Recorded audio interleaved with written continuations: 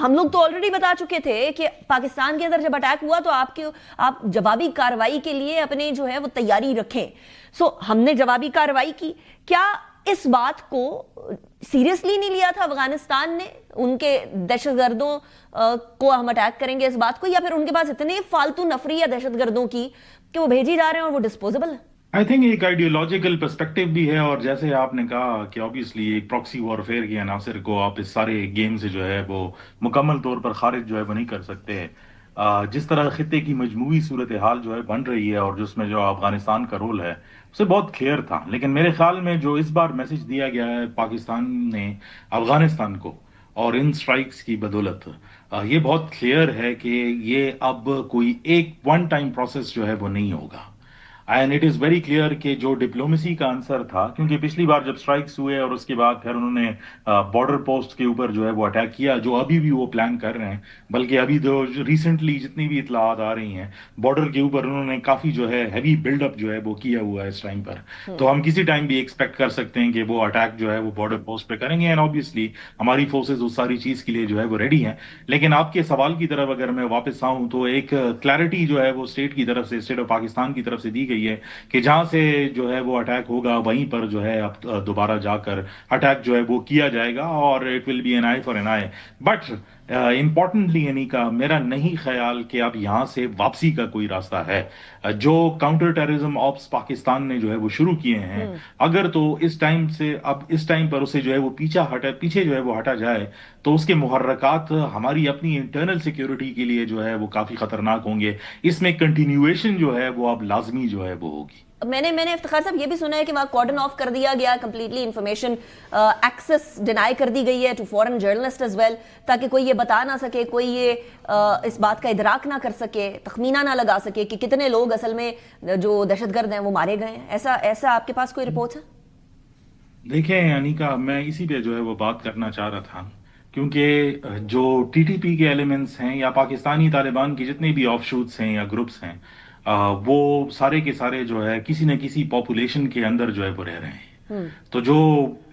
Collateral کی وہ pictures جو ہے وہ پبلکلی جو ہے وہ دکھا رہے ہیں، حالانکہ ان کا کلیم یہ ہے کہ پتہ نہیں کتنے سو لوگ جو ہے وہ مارے گئے ہیں، وہ صرف کم کولیٹرل کی تصویریں جو ہے وہ دکھا رہے ہیں میڈیا پر. اب اس کے آپٹکس جو ہے وہ کیا ہیں، اس پہ میں بات جو ہے وہ کرنا چاہتا ہوں. وہ اس لیے ہے کیونکہ وہ آپ کو صرف ننگرہار سے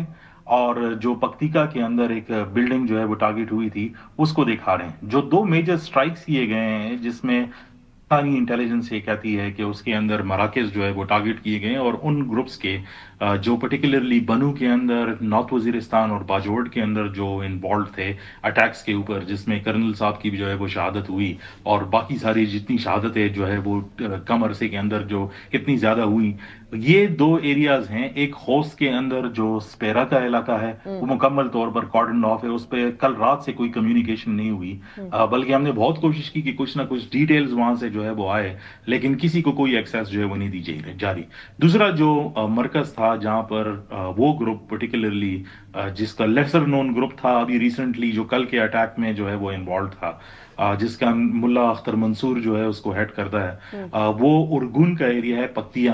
پکتیکا میں، اس کو بھی جو ہے مکمل طور پر جو ہے وہ کارڈن آف کر دیا ہے. تو جو آپ کہہ رہی ہیں وہ 100% کریکٹ ہے کہ وہ ایریا جہاں پر شاید کولیٹرل جو ہے وہ ہوا ہے اس کے اندر بھی ان وہیکلز کو ٹارگٹ کیا گیا. اگر آپ دیکھ بھی لیں تو وہ تصویر میں بار بار ایک وہیکل نظر آتی ہے، بیسیکلی وہ جو ٹی ٹی پی جو ہے وہ استعمال کر رہی تھی جس کو جو ہے وہ ٹارگٹ کیا گیا تھا، اور اس کے ساتھ جو ارد گرد گھر تھا وہ اس کے زمرے میں آ گیا ہے. کولیٹرل ٹھیک ہے، ہم مانتے ہیں کہ کولیٹرل جو ہے اس میں ہوا ہوگا، لیکن جس ایریا کے اندر جو لوگ تھے وہ ان کے کیمپس بھی اسی ایریاز کے اندر تھے اور ان کو جو ہے وہ ٹارگٹ کیا گیا ہے. اب ایک چیز کی کلیئرٹی جو ہے یہاں پر جو ہے وہ ہونی چاہیے کہ ہماری جو کیجولٹیز ہے، کیونکہ یہ کلیم کرتے ہیں کہ سویلین کیجولٹیز ہے 2021 سے لے کر 2025 کے اینڈ تک، اگر آپ پاکستان کے سٹیٹسٹکس نکال کے دیکھیں، جب سے افغان طالبان کی حکومت آئی ہے 3795 سویلینز پاکستانی جو ہے وہ شہید ہوئے ہیں ان سارے اٹیکس کے اندر. تو میرے خیال میں اگر آپ کسی بھی اینگل سے اس کو جو ہے وہ دیکھ لیں تو ایک ملک کتنا جو ہے وہ برداشت کرے گا. نہیں، افتخار صاحب یہ جو $40 بلین کی بات کر رہے ہیں جیل صاحب، اس کے بارے میں تو یو ایس کی طرف سے بھی آوازیں آئی تھی نا کہ we must stop it now. یہ جو ٹیررزم ہو رہا ہے اور ٹیررزم کو سپورٹ کیا جا رہا ہے، پرپیٹریٹرز ہیں بیسیکلی، افغانستان کی اپنی حکومت سپورٹ کر رہی ہے ان سارے دہشت گردوں کو، یہ کوئی انڈیویجول اینٹیز نہیں ہیں. ان کو جگہ پرووائڈ کی گئی ہے، ان کے ٹریننگ کیمپ سے، یہ سب چیزیں پتہ ہے افغان رژیم کو. سو امریکہ کی طرف سے جو آواز آئی تھی اس کی بنا کیا پھر الٹیمیٹلی؟ دیکھیں جو لیجسلیٹو آرڈرز ہوتے ہیں وہ obviously ٹائم لیتے ہیں. ابھی تو ان کو جو ہے جو ایڈ کی لسٹ ہے اس میں سے افغانستان کو اور صومالیہ کو جو ہے ان نے ہٹا دیا تھا. اس کی امپلیمنٹیشن میں ابھی جو ہے وہ ٹائم لگے گا. اور یہ 40 ملین نہیں ہے تقریباً. اگر آپ جو ان کا پورا یونیما کے ذریعے سے جو ڈسٹریبیوشن ہوتی ہے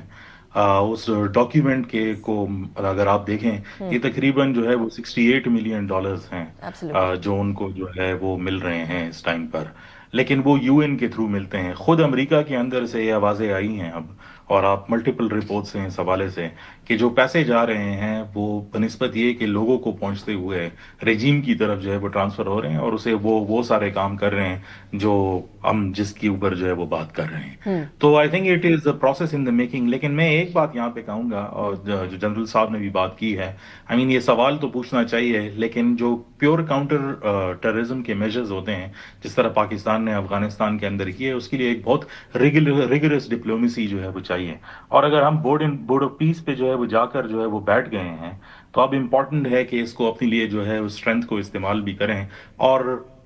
کیونکہ اگر ہم